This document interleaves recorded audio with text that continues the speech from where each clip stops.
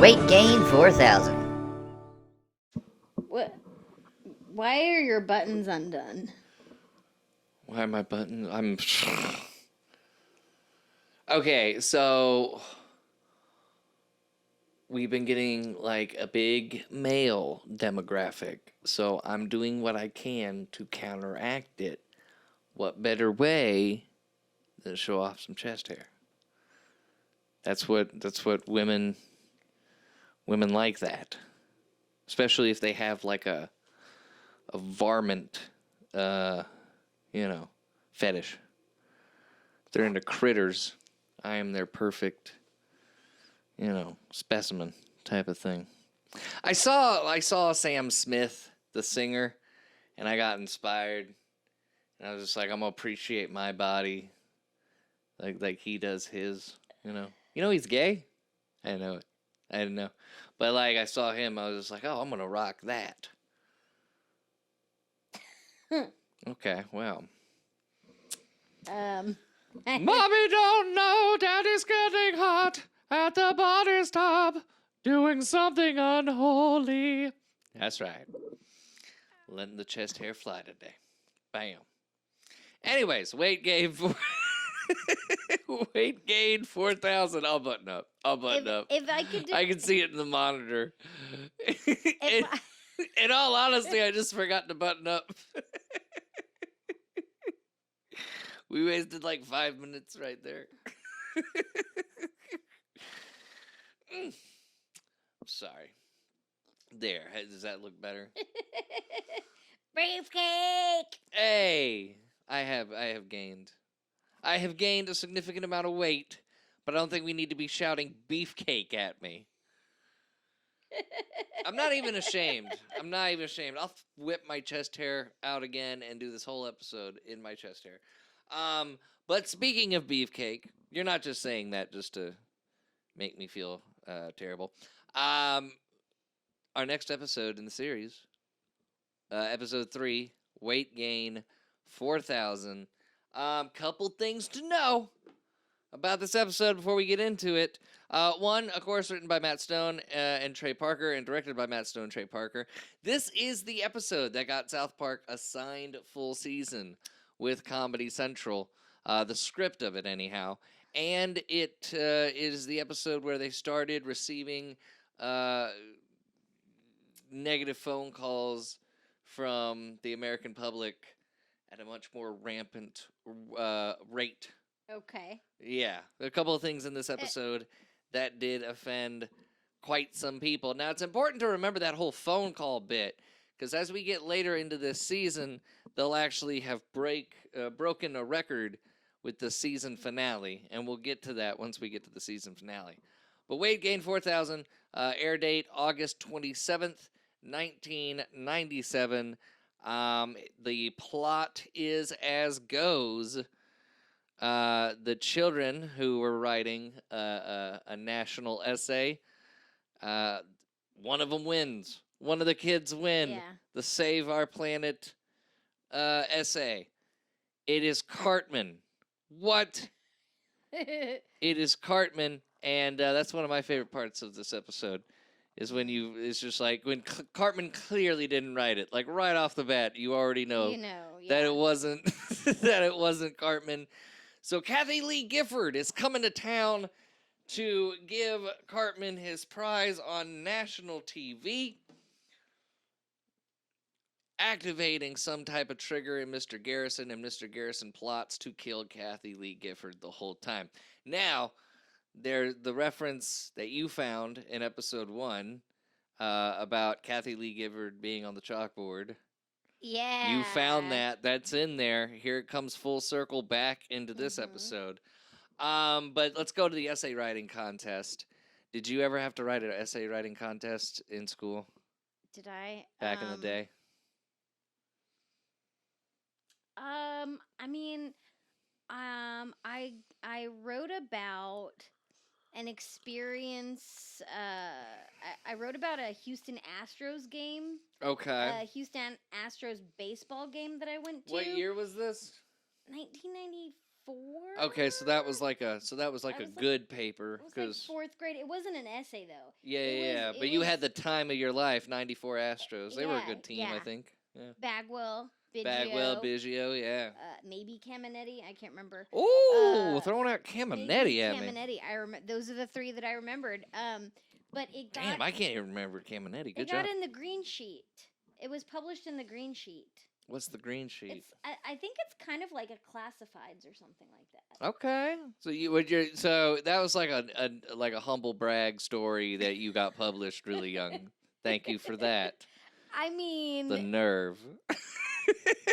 anyway, anyway, I think that was probably the closest I've ever had to an essay writing contest Yeah. to my knowledge. I mean, I've done like So other contests. I went to a private Catholic school, and that's all we did.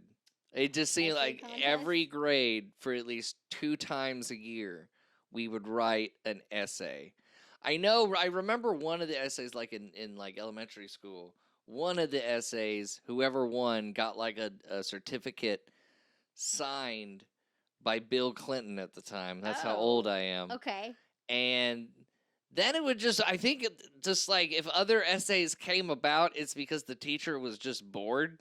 It was like, oh, But- you're writing an essay today, and the winner gets candy, or the winner gets Yeah. extra time at recess, or some shit like that. But I do remember one teacher was abusing her power with it. I was like in 7th grade, and our geography teacher, I don't remember her name. Um, she wanted, she came up with some plan where she wanted the street that's off, like you turn off the street to get into my school at the time. So you turn off this street to get into the school. She wanted the street wider. So she Okay. was just like, I'm gonna have a bunch of my kids fucking send a letter to the city council or some shit, whoever you had to send a letter to. So it would be her signature, so it would be her letter backed up Yeah. with all these kids, and they could get the street widened and whatever. Okay. And I didn't want the street widened. I just, for some reason at the time I was in 7th grade, didn't want it widened. I think it was like construction. I didn't want construction to create more traffic or something. Yeah. But also I didn't like the fact that it's like, well, I have a different opinion than you, but I'm writing this letter for you. Like, you're forcing me to write your Yeah. view. So I mouthed up and I was like, I don't want to write this. And then she gave me silent lunch. What is silent lunch? Silent lunch is exactly what you would think it is. It's when you take a kid and you put him on a table all by himself, and then surrounding the kid is like the other kids who are like, they don't have silent lunch. They get to talk. But you're at a table all by yourself, and you got to be quiet for the full 20 to 30 minutes. Yeah, no, Wow. that's Catholic school. That is. Okay, You know what the worst part about that was? You always had your group of friends that you normally sit with. They would always sit like in eye view of you to try to get you to break and try to make you laugh. So you just get silent lunch again the next day. We were terrible to each other. that sounds like a thing, 7th grade kids would do to one another. Yeah. You're just like rubbing your nose or making fart noises. You always want to get the kid in silent lunch to just break so they'd get more trouble, and it was always funny. That's so weird to me though, because I've never heard of silent lunch. Your parents sent you to a correctly appropriated school, A public means school. of education. Like the school I went to. Some of the teachers were like, they went to the church, and they weren't like, in that private school you did not need to be a verified like teacher. You didn't have to have I guess they have a license for it. Certificate. You didn't. You could just be like any old person. So you had like these adults who just like went to the church and needed something to do during the day, teaching these kids the facts of life. Wow. And not being really good at it. Wow. Because they'll be beefing with the kids and shit. Is that? Oh, I could go on for days about that fucking school. Is that like a Texas Catholic thing, or? Look, I'm not gonna fit all Catholics Like into it. like I'm just saying it was a Catholic conservative- school. Is it like? No, do it you was. think it, like it was- I don't know. it makes zero sense to me. I really couldn't get into the politics of it, like what it was politically affiliated with, because it was just all a mess. It was just all chaos. I've got so many stories, and I'm sure I will get to some stories as we go on with this podcast. Yeah. Um, but that was my story from it when I chose not to write this lady's bullshit, and she was like silent lunch, and yeah, but that's the only thing.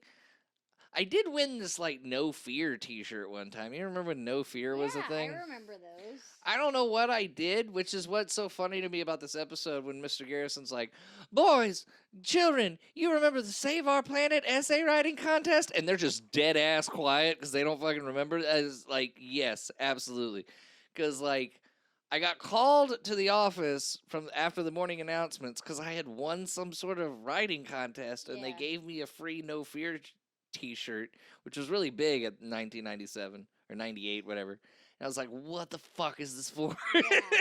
What did I write about? I don't even remember." Um, but so you never did any essay writing contest at all, other than getting published early. Not Early in your youth, you were published. Look at little Misty Fields, the little writer. I don't know. I'm sorry. not that. I mean, not that I remember. See, when you and I talk about our childhoods, like I wanted to be at the schools that you were at because my schools sucked. Anyway, first real celebrity bashing comes in this episode Yeah, in the Kathy. form of Kathy Lee Gifford. She is not just like this background character that they're making fun of, like the Patrick Duffy leg. No, this is seriously like Kathy Lee Gifford. This is, and Mr. Garrison starts to have like a psychotic episode about her. They make a Kathy Lee sweatshop joke like right off the bat. Yeah. They just throw it down. And for those of you who don't know who Kathy Lee Gifford was, she was the host of Regis and Kathy Lee. I don't know what else she was famous for other than that. I know she sang. She was married to NFL legend Frank Gifford, and that was it. Other than talking with Like, Reg, I don't understand. She's just a TV personality. Sure, You know? like Mario Lopez. Yeah. God, I kind of wish Mario Lopez would be discovered as having a sweatshop, so I couldn't see him anymore. I hate Mario Lopez. I hate him. But that's what happened to Kathy Lee. This clothing company she owns was linked to some child labor laws down in Honduras, and she did not know about it apparently. It was a clothing line that she was doing through Walmart. Gotcha. And this was like in 1996, I think this was discovered, that children working in sweatshops in Honduras, like underage, obviously underage children, Mm-hmm. were making these clothes. They actually make mention of it in basketball, if you remember. They never mind. You know what? When we get to basketball, we'll get to basketball. But it's referenced again, not Kathy Lee's incident, but the sweatshop things referenced again in basketball. So Kathy Lee's on this episode. They really don't like, other than the sweatshop joke, they really don't make this like a bash Kathy Lee-a-thon. Yeah. They have Chef sing a song to her about, what Chef sings about. And that got a couple of phone calls as well. Oh, he talked about licking her all over or something like that. Yep. That got a couple phone calls. And then the History of South Park play that Garrison directs also got phone calls. Because the South Park kids just come in on Native American kids and beat them and take the land, and that's the history of South Park, and I think that's hilarious. And that was like years and years before people were like, it's more a recent thing where people are like, we don't celebrate Columbus Day. We don't recognize Columbus Day because these Columbus and all these, white people came and, killed the natives. Yeah. No, it's. I mean, really, it seemed like it was wasn't that long ago, but it was a long time ago. Like if you look back at what was just acceptable humor wise to where it is now. Like I still can't, still to this day, even watching like the newest episode of South Park that aired the other night, it's amazing what South Park can get away with just because it's South Park. Yeah.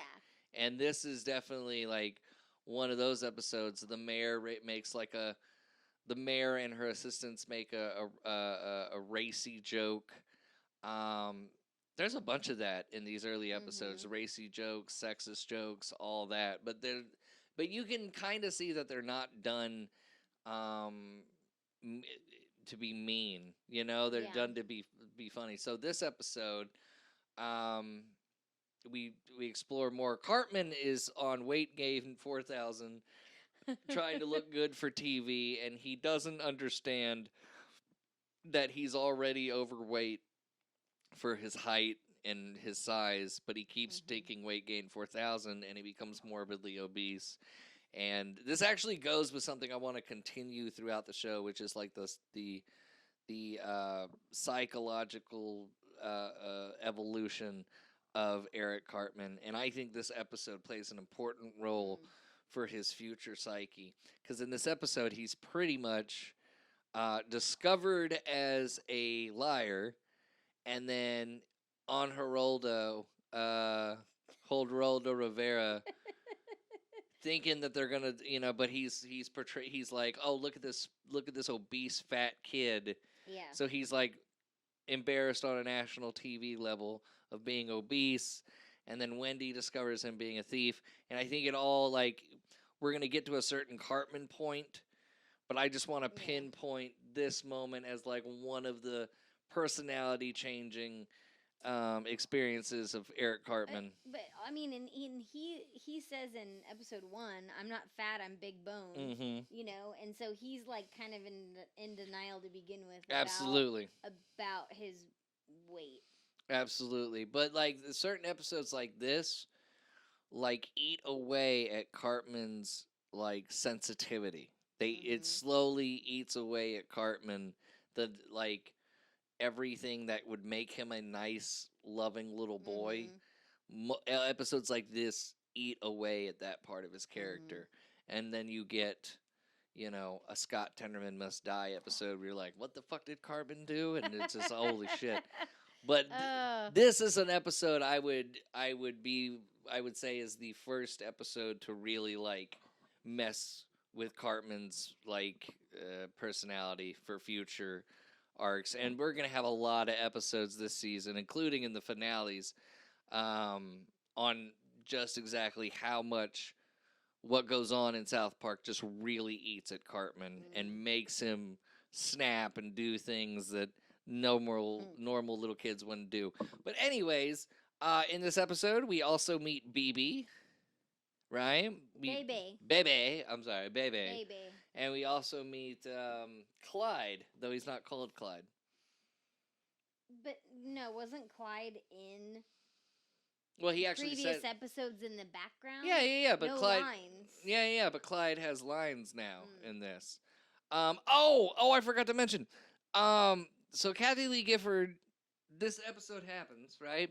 And then Kathy Lee Gifford has a bad thing happen to her. So the Globe hired a model named Susan Johnson. This is absolutely real. To seduce Frank Gifford on tape for a newspaper story. So then it was like a scandal, like right after this episode. Matt Stone and Trey Parker would refer to this as the beginning of the South Park curse, which is every time a celebrity shows up on South Park, something bad happens to them later in the media. And we are going to keep following, the South Park curse, and any celebrity that pops up, boom, we'll tell you what happened to him afterwards. But yeah, the Garrison setup first episode. How did you feel about Kathy Lee Gifford back in the 90s? Sorry, I know I'm all over the place today. It's the coffee. Honestly, like I didn't really give a crap, Yeah. I did kind of notice in the 90s,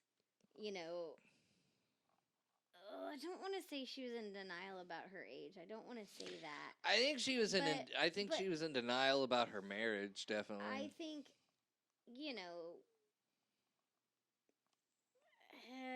don't know. I didn't really give a crap. Yeah. About Kathy Lee for the most part. But honestly, the first thing that pops into my mind when I think of her is sweatshops. Okay. I'm not kidding. Do you think she had involvement? Do you think she knew what was going down? No, I don't think she knew. You don't think she knew? How did she not know? Okay. Well, so I don't like. She was a spokesperson. It was her clothing line, but Walmart produced it. So she had nothing to do with contracting the people. So no, you're explaining it well. She had nothing to do with contracting. And if supposedly the clothes are made in the U.S., but if they start to sell millions of pieces of clothing like they did, they got to get more clothing made from somewhere. That's true. Okay. So I don't know. Just supposedly, based on the research that I've done, she didn't know. Okay. And what she did was turn the tables and try to lead a crusade against child labor, sweatshop labor, stuff like that. Well, she failed. But to be fair, from what I read, the children that were working were 13, 14 years old in Honduras in those sweatshops, and supposedly that 14-ish, 13-ish was a legal age. Now, but honestly, the first thing that pops in my mind is sweatshops and how that's messed up. So I don't know. I think she did it. I've always thought she did it, and I'm gonna still keep thinking she did it, even though you brought in so much logic there. But I still think she did. Okay, so I don't know. Kathy Lee Gifford was someone my mom watched. Yeah. I didn't. It was just I don't know why this lady's famous. Whatever. She gets along with Regis. I guess that's it. Yeah. But I remember my mom was so pro Kathy Lee. Oh, Kathy Lee didn't know. Who knows? She was. Yeah. But my mom was just looking back at Kathy Lee, it was just oh, they just had a day drunk, just talk with Regis. That's all they did. They just got this lady that was a day drunk to sit with Regis Philbin and just yak yak yak, and that was her job. My mom never liked her. Yeah. Well, my mom was a day drunk, so my mom. She was very much the day drunk demographic. My mom was a teacher, so we were home during the day in the summertime, and so sometimes she'd watch Regis and Kathy Lee. Regis and Kathy Lee. And I don't know, we just both of us kind of thought she was dumb. It went Regis and Kathy Lee, then Regis and Kelly, then Kelly and Michael, and Kelly and Ryan, and then will someone please do this with Kelly? Not the most popular of the titles, but no, I'm kidding. I don't know. I was like, what? I don't know who co-hosts that with her now. I just know she's always looking for someone to co-host. The joke went right over your head. It's fine. The one time that I tried to watch Kelly and Whoever. The one time I tried to watch it, I was just I can't do it. She's so obnoxious. She won't shut up. Oh, jeez. I can't do it. Her co-host would be talking, and she would interrupt them. Well, and I'm just you're so obnoxious. Stop talking. That's Kathy Lee. Kathy Lee did the same thing. Because she would just be and blah, blah, blah, blah, blah. And it's just chill out. I don't, this is I can't. Obnoxious. You've gotten so animated about it. You've gotten so... I'm being Kelly. You are on a soapbox about this. I can't. Well, no, but that's what Kathy Lee did. Just people talking my ear off at 9 a.m. No, thank you. I do that. I can't. If I've just woken up. It is amazing. It is amazing what I have woken up, what news I have woken up Misty with very early in the morning. I can't believe you haven't killed me. Like this morning. This morning it was like, sweetie. It's like 7:30 in the morning. What? They canceled Avenue 5. They canceled Avenue 5. It's okay. And then I hold your hand. I hate being woken up. I hate too many words before I've had coffee. Yeah. But half the time I forget. Would you rather wake up to Kelly Ripa or Stephen A. Smith?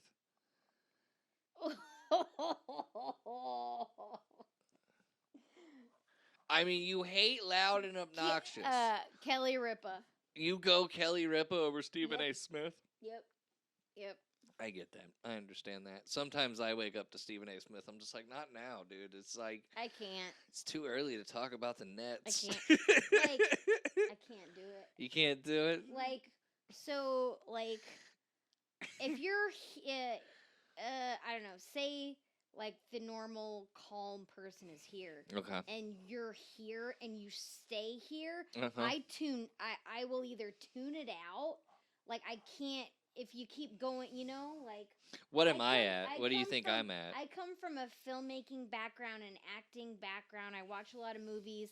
You stay at you got to have a little bit of progression, On 1 to 10. You're here and you stay here. I'm going to tune it out because... What am I at from 1 to 10 on your obnoxious level? Why does that have to begin with a laugh? I don't... 6. I'm a 6? Okay.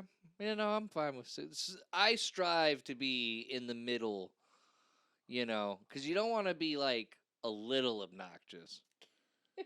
You don't want to be a little obnoxious, and you don't want to be, overly obnoxious. So I'm glad I'm at a 6, because I'm a decent, he's a good guy, but he's obnoxious. If you're a little obnoxious, that multiplies, But if you're just midway obnoxious, what's the other side of? So if I'm middle obnoxious, what's the other half? So if I'm half obnoxious, half. Why did you choose this? Is really what I'm saying. Why did you marry this? Favorite moment of the episode, Misty. Okay. Oh, okay. I would say probably my favorite moment was when he went on Geraldo. When Cartman was on Beefcake. Geraldo. Follow your dreams. Because I watched talk shows in the 90s and they did stuff like that. Yep. And it was just that's no joke. I always liked Maury Povich, though. I didn't care for before Maury Povich was all baby daddies and stuff. Before the paternity test. Before the paternity test, it would be meet the fattest people in America, or Weird Fears, the woman that's afraid of jelly beans. Come on, stick your feet in a pot of jelly. Stick it. The woman that's afraid of balloons. And when Maury's just out there just fucking poking a lady with a stick who's afraid of sticks. That's what Maury's doing. And then they have, today on Maury, Freaks and Weirdos. Oh, man. And then finally, my favorite ones of the set, Animals with Jack Hanna. That was my favorite set of Maury's, except when he was telling what Tiger Cub was the father of this. Anyways. No. I enjoyed Maury Povich was my favorite daytime talk show. Jenny Jones was until she got that dude murdered. Oh, I forgot. You remember that shit? You remember that happened? That was Jenny Jones. One of the guests murdered the other guest. Because it was a man was in love with another man. A man had a crush. Secret crush. Yeah, secret crush with another man. And so the crushee. Yeah. Right? Is that whatever? So the crushee recording's done. Yeah. Crushy gets pissed, goes over and kills the Crush. Oh my gosh! And then this is wasn't that 96, 97? That was like 95. Okay, so around the time period, a couple years before South Park came out, Mm-hmm. but I mean, a lot of people didn't. A lot of people looked down on homosexuality at the time. Yeah, sure. I just think that guy. I don't know. I think that guy was crazy. The guy was crazy or homophobe or something. Yeah. Well, no, but that's when I was done with Jenny Jones. Yeah, I was like, oh shit, you got canceled shortly thereafter. She didn't get canceled. She did have to testify, but it did bring down some ratings in her show, and it did kind of change the course of that talk show from then on.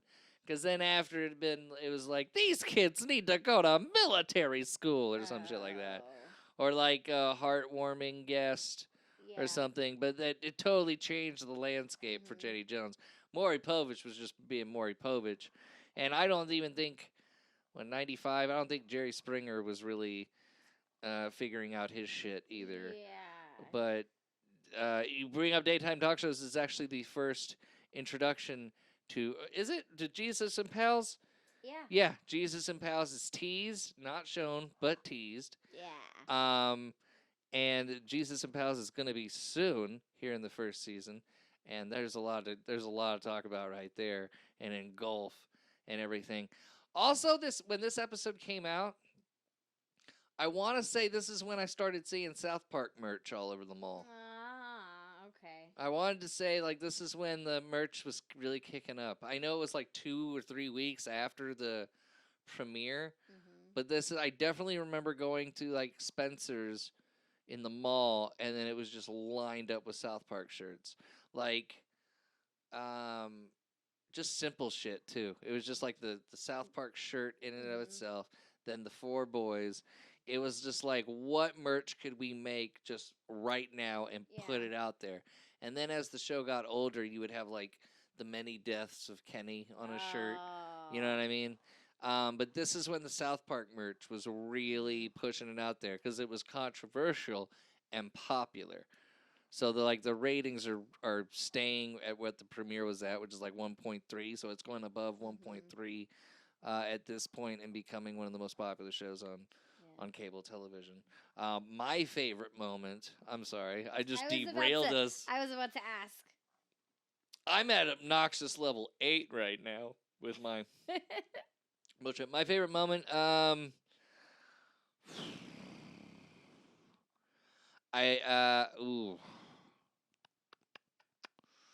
Bar Brady, they're looking for Garrison.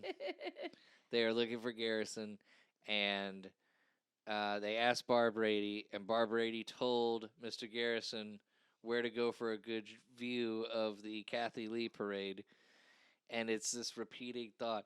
I think the book depository. I think the book depository. And he says, "Oh shit, they could go in. They could be anywhere." That was just hilarious. And then Kathy Lee being in a Pope Mobile type of thing is really funny to me. Do you remember like Pope Mobile? Yeah, where she's in that bubble. I knew she was in a bubble. Well, that's what they do for the Pope. Oh, they put him in a bubble. No way, I didn't know that. You know what? Yeah, they put the Pope in a bubble. He talks to God. You got to put him in a bubble. Actually, so many people have tried to like kill the Pope. I think that's what it is. But gotcha. Yeah, they put the Pope in a bubble in the back of like a truck or some shit. Oh. I know. And then they parade him through the city. You've never seen a? No. Wow.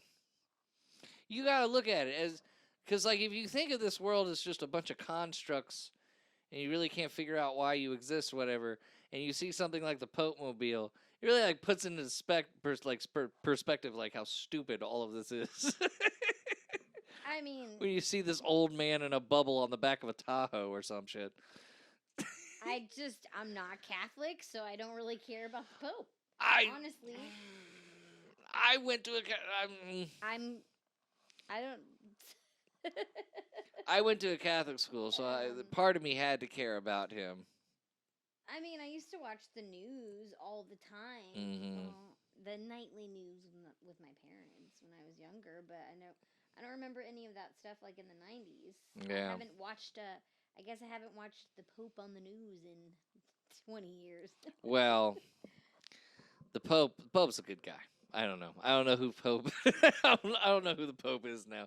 As soon as I got out of that school, I like stopped caring about anything Pope or anything. Like I gave away my trading cards, my Pope trading cards. I gave away. Okay, so important question for weight gain 4,000. Misty, does it hold up? See, this is not Oh, not one of my favorite episodes. really? But so like at first I was like, yeah, I didn't like this episode, but like I think for me I guess the comedy is a little bit more subtle, you know. Him going on Geraldo, which was, something that was a thing, poking fun at Kathy Lee, Mm-hmm. and then we see like parts of we see, what's starting to happen with Cartman's character.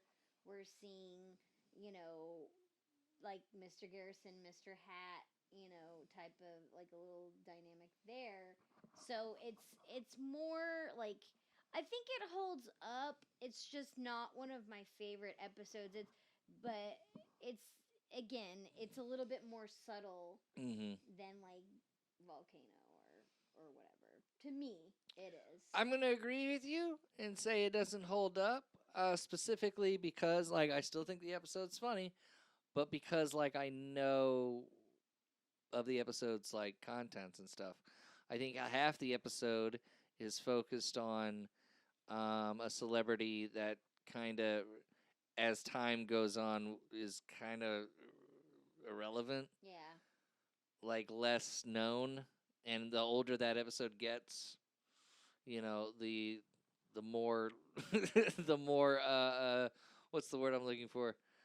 The less fame or knowledge, the less knowledge of Kathy Lee. The more that episode gets, the older that Yeah. episode gets, the less and less people will know of Kathy Yeah. Lee. That's what I'm. Anyways, so yeah, that's.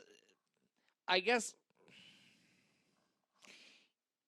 it holds up today, but it doesn't. It won't hold up tomorrow. Is that a correct?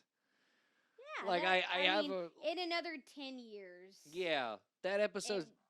It won't. It has some lifespan to it. Like it has Yeah. it has an expiration date. I Yeah. feel.